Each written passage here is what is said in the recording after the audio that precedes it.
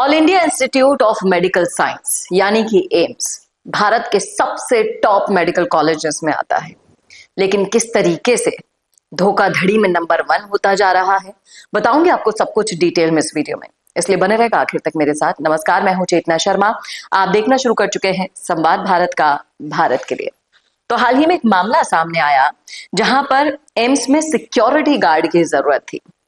Form भरवाया गया, form भरवाने के एवज में 12-12 हजार राशि भी ले ली और फॉर्म पे लिखा हुआ है कि हम आपसे कोई पैसा नहीं ले रहे हैं, ये निःशुल्क फॉर्म है।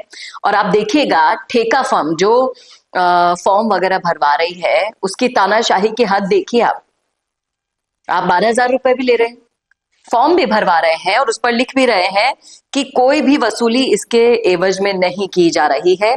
और जो धोखाधड़ी सरेआम आप सबके सामने कर रहे हैं उसके बावजूद उससे मुकर भी रहे हैं।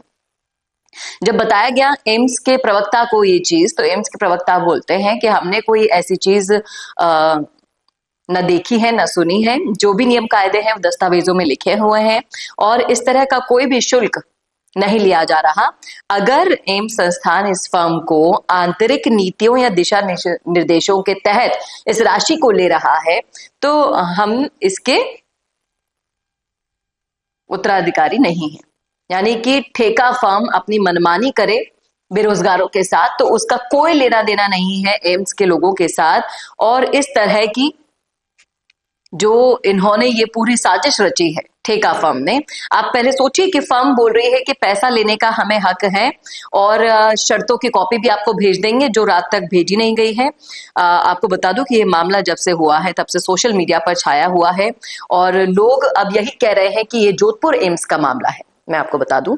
और सिक्योरिटी गार्ड लगाने के नाम पर 12-12 हजार रुपए वसूल लिए गए हैं, जॉब का कुछ अता पता नहीं है और साफ साफ फॉर्म पर लिखवा रहे हैं किसी प्रकार की राशि नहीं ली जा रही है। अब सवाल पूछे जा रहे हैं हनुमान बेनीवाल से, क्यों?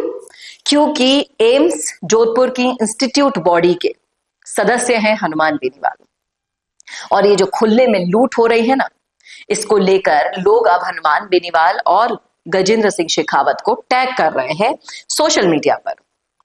वो लोग चाहते हैं कि किसी के कानों में तो खबर पड़े, ये जो लूटपाट मचा रखी है, अति मचा रखी है लोगों ने, उसके खिलाफ कोई तो नेता बोले। अब जिससे उम्मीद है वो है सिर्फ हनुमान बेनीवाल।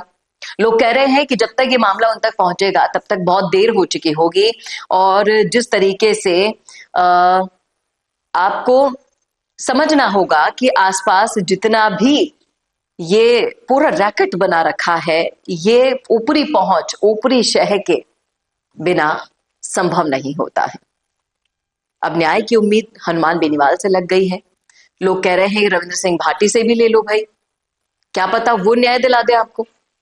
लेकिन कोई तो आए जो इन लोगों की आवाज बने और जिम्मेदार लोगों के संज्ञान में ये मामला लेकर आए। देखना वाकई में दिलचस्प होगा हनुमान बेनीवाल क्या इस मामले में स्टैंड लेंगे, क्योंकि जितना उनसे संभव होता है, अगर खुद नहीं जाकर तो सोशल मीडिया पर पोस्ट करके ही सरकारों के कान में जूतों रंगवाते हैं।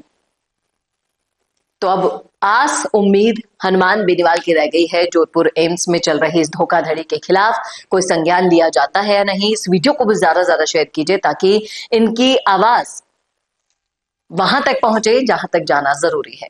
ऐसे वीडियोस के लिए देखते रहिए संवाद भारत का भारत के लिए। नमस्कार। अगर आप बनना चाहते हैं पॉलिटिशियन लेकिन पब्लिक स्पीकिंग और अपने विचारों को व्यक्त करना चुनौती लगता है या कैमरे और पब्लिक के सामने किसी तरह से बोल पाए इसमें मुश्किल होती है, तो मिशी मीडिया सॉल्यूशंस लेकर आया है पॉलिटिकल कंसल्टेंसी कैंपेन, जिसमें वरिष्ठ जर्नलिस्ट और पॉलिटिकल एनालिस्ट की एक्सपीरियंस्ड टीम आपको मदद करेगी, जिससे आपकी आवाज और भी बुलंद हो जाएगी।